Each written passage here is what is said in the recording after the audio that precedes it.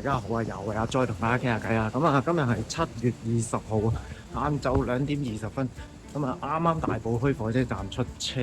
咁咧就個腦咧頭先就喺度睇緊，同埋諗緊一套電影啊。之前咧睇上個禮拜睇，咁啱咧就尋日同個朋友傾開啦。咁啊，我就唔知點解覺得見到佢同佢傾偈，就諗翻起呢一套戲嗰個主角。呢個主角個名叫容金珍，好容易記嘅。咁係中國內地喺1950年代嘅一個人物啦嚇。咁樣咁不如講下呢套戲啦。唔知大家有冇睇啊？呢套戲叫《解密》啊。其實就2024年咧就喺內地上畫嘅一套叫做可唔可以叫係戰爭片咧？因為其實都係一個中美同埋即係美蘇，甚至乎中國台灣，哇！好混亂嘅一個啱啱中國成立初期嘅一個混亂階段嘅背景啦嚇。咁當時咧，其實國與國之間咧，其實嘅通訊咧就唔係一般好似我哋依家咁，即係可能用電腦啊、電子啊，即係一啲咁樣嘅方式嘅。咁佢哋係用電報嘅。咁電報咧，即係大家應該都知咩叫電報噶啦嚇。唔知唔緊要，其實即係話用摩斯密碼，即係A B C D E 咧，全部都係用撳掣嘟嘟嘟嘟長短去，即係簡單嚟講啦嚇，攞個例子 SOS 啦，大家應該知啦。咁啊3短2長咁樣嚇，定3長2短咁樣。總之你連續快速3次短嘟嘟嘟，跟住就再嘟嘟嘟嘟嘟嘟，跟住然後3下長嘟嘟嘟嘟咁樣連續咧，就可以做到 SOS 咁樣樣。咁咧好啦，問題就嚟啦。咁你摩斯密碼係人都知㗎啦。如果你就咁用摩斯曲去做電報通訊，一俾敵方截取到嘅話咧，咁你咪變相即係冇晒啲機碼係咪啊？咁所以咧會有一個叫做加密嘅密本式嘅加密嘅方式，將一啲佢哋要傳嘅信號咧就加密咗嚇。咁你就會有需要有一班人咧去做一個即係破譯嘅工作咯。好啦。咁啊，呢個少少個背景先啦。咁關呢個容金珍咩事咧？咁容家咧喺當年嚟講咧，喺即係佢冇講嗰個地方係咩啦，但係相信應該就係只係南京啦。喺南京呢個地方，如果嚟講咧，佢哋都算係一個顯赫嘅家族。但係咧，去到容金珍個年代咧，就叫做佢哋啲家人咧就四散啦。咁佢亦都父母就即係喺佢年幼嘅時候咧就已經死咗。咁啊，最後佢就俾佢養父啊，即係佢一個遠房嘅親戚啊。套戲咧就講佢係應該係南京嘅大學嘅副校長咁樣樣啦。咁啊收留咗佢。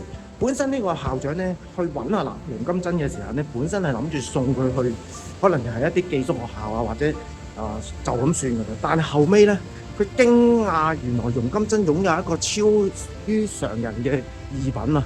例如可能一啲叫做過目不忘啦，特別係對啲數字好敏感啦，個計算能力超強啦。即係喺套戲嗰度開頭咧，佢淨係講幾個佢哋自己嘅生日，我嘅生日，我太太嘅生日，我個女嘅生日，佢就可以話咧，你喺呢個世上咧已經生存咗咧16856日咁樣樣。跟住個太太又係喎，即係你講個年月日，你嘅出生日期咧就可以知道啦。嗱，好似唔係好難，咁但係即係嗱，你咪咁計咯。如果你咁啱係今日嘅7月20號咁啊，20歲20年，咁你咪20乘365咯。咁應該就唔難計嘅。咁但係即係佢好 random 噶嘛。咁呢太英咧反映到佢個天賦。不過咧個問題就係呢一個小朋友啦嚇，開頭係小朋友嘅，咁佢咧係有時係夢境同埋現實咧係分唔清。咁啊點解咧？因為原來佢自細嘅時間咧就係無父無母啦。咁佢咧只有可以喺夢裡面咧，佢先至可以離開佢住嗰個四合院嗰個小屋嗰度。佢中意去邊喺個夢境都做到嘅。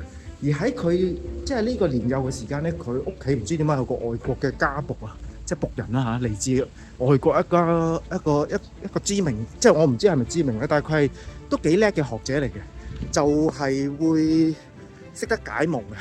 咁啊，因為阿容太啊，即係阿容老太啦，即係阿容金珍個阿嫲啦嚇，經常咧都受呢個噩夢咧纏繞嘅。咁啊，所以就靠呢個老僕人嚇識得解夢咧，就幫佢解夢嚇，解除佢啲苦困。咁後尾佢哋即係父母容金珍死咗之後咧，就靠呢個僕人咧就去照顧佢啦。咁期間咧就教曉咗阿容金珍呢啲解夢嘅能力啊。好啦，到佢一路即係收留咗，直頭係收留咗喺佢屋企喎。即係佢同佢個女講阿副校長話呢個其實某程度都係你堂細佬嚟嘅，我哋係遠房親戚嘅啫。好啦，咁跟住之後咧就 fast forward 啦，向前佢就讀大學啦。咁入到大學嘅時間咧，就開頭就因為佢個性格比較孤僻啦，容金珍即係俾啲同學欺負啦。咁但係咧，佢翻到去堂姐咧就教佢一招，你只要咧喺你班同學就表現一兩次促中你嘅天賦異稟嘅能力其中咧就係最難嘅就係有一個叫希爾斯嘅數學老師嘅一個堂，只要你能夠可以打破佢嘅一啲規矩，佢個規矩係咩咧？就係話只要你可以每次喺開學嘅時間咧破解到佢一條數學謎題嘅話咧，你就可以 skip 咗一整年嘅呢一個數學課程。咁如果你可以連續破譯咗佢3條呢啲題目咧，即係你就可以skip 咗3年，整3年嘅呢個數學課程就直接畢業噶啦。咁咧容金珍聽咗之後咧就即係記喺心度啦。咁又開始上希爾斯第一堂嘅時間咧，咁跟住嗰個希爾斯照舊開學前咁喺黑板嗰度紅粉筆咁樣寫之後咧，佢自己一路喺度講嘢啦，背住容金珍啦。咁容金珍就自己行出去黑板嗰度就係咁解題啦，一路寫咗好多行，直至到希爾斯咧即係恍然大悟，擰轉頭一望咧，即刻衝埋去，以為佢喺度搞亂檔即係整花佢嗰個公式咁後尾咧就趕咗佢出課室，然後咧就揾俾校長聽，咁然後就開除埋佢添。咁慘啦，容金珍翻到屋企俾佢即係嗰個養父知道，喂，咁難保你上到間大學，你第一日上堂你就俾人趕出校咁樣，點搞啊？咁後尾咧就個門鐘突然間響希爾斯衝入嚟即係嗰個教授，數學教授係咁好慌張咁問阿容金珍喺邊，話唔好意思對唔住搞錯咗誤會一場咁咧即係你都明啦。後尾原來希爾斯咧喺課室度啲人走晒之後，佢認真望一望嗰條容金珍寫嘅一啲解題咧，佢認真望，原來唔係亂嚟喎，原來真係解題喎。佢用 almost 呢個字即係差唔多係解到咁滯噶啦。咁所以咧佢會覺得喂，呢個簡直係一個天才 genius 最後咧佢就要求容金珍咧留低唔好走，甚至乎咧佢話唔係留低咁簡單，如果你可以成為我嘅徒弟我會非常之榮幸咁樣。後尾佢哋就形影不離啦。喺大學呢1-2年嘅時間咧，就一路大家共同研究數學呢樣嘢。有一幕就係佢哋捉棋啦。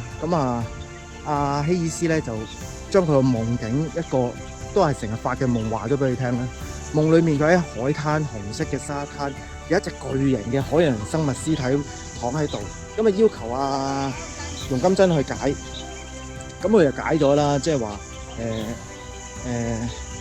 即係意思就係話咧，大概嗰個意思就係話呢個夢咧就反映咗你對於你嗰個能夠可以一路持續去成為一個超強嘅數學解難者咧，係擔憂嘅，因為你會驚好似嗰個屍體咁樣，即係會死會被遺忘啦。其實仲有好多深層次嘅。呢度就後尾咧，最重要我想講佢捉棋嘅期間。其實國際象棋個規則咧就我就唔係好熟啦，但係佢哋就要限時咧，每下一步棋就要撳一撳個鐘，然後就去目標就係話要最短之內咧，可能食晒人哋啲棋啦將軍啦咁樣。咁咧就喺容金珍一個唔留神嘅時候咧，希爾斯咧就攞走咗一粒，其實唔係台面上棋盤上面嘅棋喎，係已經食咗嘅棋嚟嘅，擺喺側邊嘅棋。正常人係唔會留意嘅。咁但係容金珍斟完茶翻嚟俾希爾斯教授咧，佢就已經發覺已經唔對路喎。明明我頭先食咗你一隻棋擺咗喺度唔見咗嘅，佢係咁質問教授，教授就話冇。咁最終咧，希爾斯呢一招咧就令到容金珍咧就輸咗盤棋啦。咁呢度咧就係一個後著嚟嘅，即係最尾咧你會知道其實佢哋點解兩師徒最後咧會變成一個博弈嘅關係，因為事件去到好後期嘅時間咧，阿容金珍咧就被招募咗去一個地下組織啦嚇，叫701啦嚇。咁啊701部隊咧就專係咧破譯呢啲美國同呢個台灣嘅一啲溝通嘅密碼。咁咧而阿希爾斯咧亦都喺混亂嘅一啲時期咧，就辭去大學嘅工作咧，就被美國嘅嗰陣時話史丹福大學咧就請咗去做教授。其實咧就被美國軍方咧就請咗去做呢個密碼設計專家。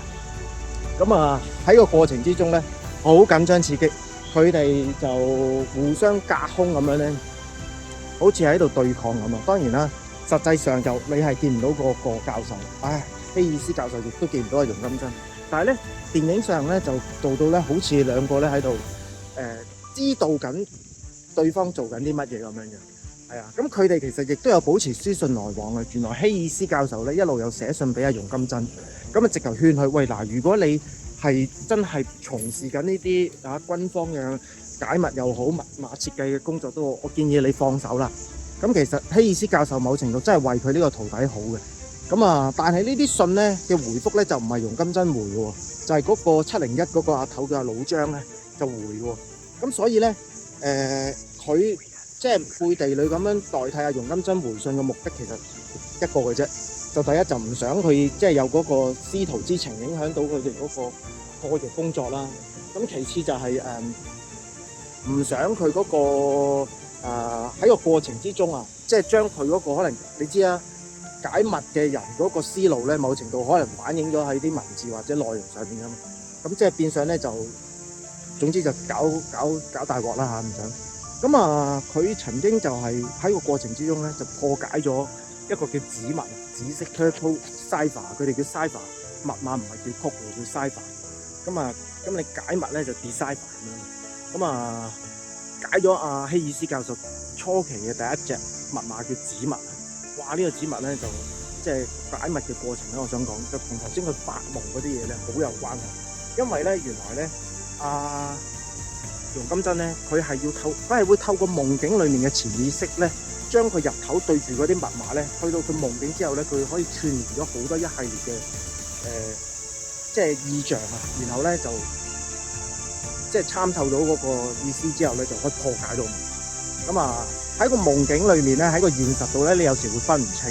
咁呢度想講最得意嘅，佢去到點樣知道自己仲係咪發緊夢嘅過程咧？係點樣做嘅咧？咁大家會點做啊？如果指示係咪發夢都就搣下自己打自己兩巴？佢唔係嘅，佢就要即刻咧去附近揾呢一啲燈掣即係噼啪開燈熄燈咁樣。如果盞燈係噼啪會熄燈開燈嘅話，即係話佢喺現實。如果盞燈係唔聽佢使咧，即係你明明撳熄佢都仲着緊咧，咁即係佢就係發緊夢啊！咁佢知道自己發緊夢嘅時候咧，佢未必即刻醒到嘅喎。佢好多時喺夢境之中，佢會繼續喺度，即係好似走難形式咁樣樣咯。咁想講到最後少少啦，個情況就係咧，佢因為咁樣勞心勞力咧，佢其實係開始慢慢，我覺得佢有啲幻覺咯。因為佢喺裡面嗰個禁閉營嚟嘅，基本上嗰個701秘密組織係唔係對外開放嘅。咁所以咧佢係長期喺裡面被困咁樣樣。咁有一幕係好感動嘅，就係佢咧係嗰個老張咧就突然間 call 佢。就話：喂，你嚟我寫字樓啦，我帶你睇啲嘢啦。原來就話俾佢聽咧，喂，咁多年以嚟咧，就我個身體其實一路唔好啦。上頭已經批准我退休，咁我就推薦咗你接替我嘅崗位咁變成呢一個701部隊嘅阿頭。咁帶佢去地下個密室，然後話俾佢聽一啲秘密嘅嘢啦。其中一樣嘢就係頭先我講嗰啲書信來往啦。容金珍已經鬧啦，喂，其實你一早話俾我聽咪好咯，等我知道原來係我師傅希爾斯教授，等我因為。頭先咪講到設計者嘅心思，佢嗰個性格各樣嘢都可以反映喺個密碼設計度咁呢度唔講，咁再就講就係嗰個老張就話：喂，唔好意思其實仲有樣，你嚟之前咧，你個堂姐即係你嘅養父打咗電話過嚟咧，就揾你有啲嘢幫手嘅。咁嗰樣嘢係咩咧？原來就係佢話俾阿堂姐話俾佢聽咧，阿養父1年前已經死咗㗎。咁以佢當年喺南京嗰個地位咧，如果即係2年前死嘅時間咧，一定係全半京城嘅人都會嚟哀悼嘅。咁但係問題就係2年後發生咗文化大革命，佢哋被一家人同埋同容家有關嘅人都被認為係大資本家。咁啊，所以咧佢哋就俾人綁起咗啦，就批鬥啦、囚禁啦咁樣樣。咁啊嗰個畫面就係咧，容金珍咧就即刻帶班人啦。佢嗰陣時佢已經可能有啲地位嘅，咁啊帶班人咧就去到嗰個現場咧就解救咗阿堂姐。哇！嗰幕好精彩，即係我諗都冇諗到，咦！哇！原來即係文革呢啲咁敏感嘅嘢咧，都可以喺呢啲內地上畫嘅電影咧，即係會有出現嘅情況。咁啊，最後解救咗佢啦。咁啊，堂姐咧其實一早其實對佢有啲意思嘅。咁啊，但係無奈知道佢已經結咗婚啦，就叫佢小心啦嚇。咁啊，跟住之後咧，到佢離開即係容家食完餐飯之後咧，哇！又俾人暗殺喎。原來美國嗰邊咧知道呢一個容金珍咧就係可以破譯到希爾斯教授嘅美方嘅密碼，咁揾人想水冧佢。好彩喺呢一個咁刺激嘅一刻，咁啊佢嘅保鏢咧就救咗佢啦，咁佢唔使死啦。咁啊之後咧，佢就開始嗰個頭先我咪講嗰啲幻覺嗰樣嘢咧，就越嚟越頻密啊。咁啊後尾我以為佢 short 咗添，但係佢喺 short 之前咧，佢又正常翻一次喎，就係一次發咗一個好長嘅夢，夢裡面咧佢就又係夢到暗殺啊，夢到一啲迷宮啊、漩渦啊，甚至乎去到咧頭先希爾斯初期咧咪話俾你聽個夢境嘅，佢可以入翻希爾斯教授當年同佢講個夢境喎，紅色沙灘，跟住見到嗰隻巨型海象嚟嘅原來，跟住又見到希爾斯坐喺度沙灘，跟住佢哋最後兩師徒咧，咁啊跟住又捉棋啦，咁啊最後咧佢醒翻之後咧破解到嗰個黑密啦，即係原來咧所有嘅嘢咧都係真係喺夢境裏面佢得到嘅答案。咁啊成個故事咧就係咁啊，講到好真咁樣喎。但係其實咧所有嘅呢個用一個叫做偽傳記嘅方式去嘅拍攝方式咧，再加入一啲真實嘅暗殺行動啊，當時嘅領導者嘅真實嘅姓名啊。因為周恩來咧曾經同容金珍喺同一個科度暗示話俾你聽，喂，你哋嘅工作非常之重要我哋個原子彈咧即將咧就會發明咗出嚟噶啦。咁呢段期間可能咧台灣嗰邊咧就會有機會去轟炸我哋個秘密基地咁樣樣，所以要加速去破解呢一個美方同台灣嘅一啲秘密通訊咁樣樣。咁好似講到真嘅一樣。咁但係咧其實咧後尾我睇完咧，即係揾翻啲資料咧，其實呢一套咧嘢係虛構嘅，嗰個人物唔好意思咁遲先講。但係 anyway 係好緊張、好刺激嘅，睇到裡面有親情同埋咧你醉心於數學嘅人咧，佢會係唔會識得攰喎？你睇到容金珍咧係日以夜以繼，even佢發夢嘅時間佢都會做緊工作佢有一刻我覺得都幾悲慘嘅情況就係咧，佢喺嗰個營裏面識咗佢老婆啦結埋婚，跟住佢老婆咧每個凌晨嘅4點鐘都校定個鬧鐘咁上下就起咗身先佢自己，然後咧就會熬醒容金珍，咁佢都會睇情況熬醒容金珍嘅，知佢發緊夢嘅時候咧就會熬佢嘅，慢慢熬佢。咁容金珍咧就會喺發緊夢嘅時間被打斷嘅時候咧熬醒，喺熬醒呢一刻咧佢就會攞支筆攞本筆記簿去記錄低呢個夢，係啊，咁咧如是者成日都係咁噶啦。咁直至有一次咧佢記錄緊夢嘅時間咧，佢太太問咗一句啫，你肚唔肚餓我煮個麵俾你食啫。咁佢見佢唔應，佢再問多下，跟住咧容金珍突然間爆發啦，喂，你唔知我做緊嘢咩？即係我而家記錄緊啲嘢好緊要噶，如果你打斷我會唔記得噶。即係一路係咁講啦，咁鬧啦，咁鬧到容太啦都好傷心啊！話喂，你淨係記住你啲夢，你有冇記掛我啲夢啊？係咪啊？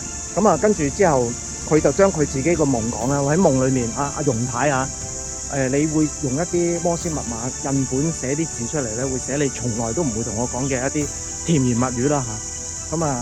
咁跟住咧佢會記低呢啲情況啦。原來我可能以為就咁算數啦，原來喺個劇情最尾嘅時間咧，溫情嘅一面就係當佢喺個大病醒翻之後，亦都發咗一個好長嘅夢之後，破解咗黑密嘅情況之下咧，佢翻去屋企，其實就已經準備咗頭先佢太太個夢境啦，佈置到好靚蠟燭嗰啲加咗密嘅一啲摩斯密碼寫嘅一啲，我諗 I love you 啩，咁然後咧就印擺到周圍都係咁樣，係啊。咁至於嗰個師徒情嗰度咧，佢都冇忘記。我頭先講就係佢咧冇將自己破解呢個功勞咧攬喺自己個身度，佢咧直頭就將呢一個解密嗰個功勞咧就俾咗佢一個點講咧？俾咗佢一個跟咗佢好多年嘅一個徒弟啦，同佢共事嘅人啦。咁啊，最後咧大團圓結局啦嚇，但係冇交代佢係點樣樣喎。但係嗰個希爾斯咧，其實就知道咧係佢個徒弟嚇，即係解到佢啲密碼咯。係啊，成套戲就係咁。好啦，咁啊分享就咁多，開工拜拜。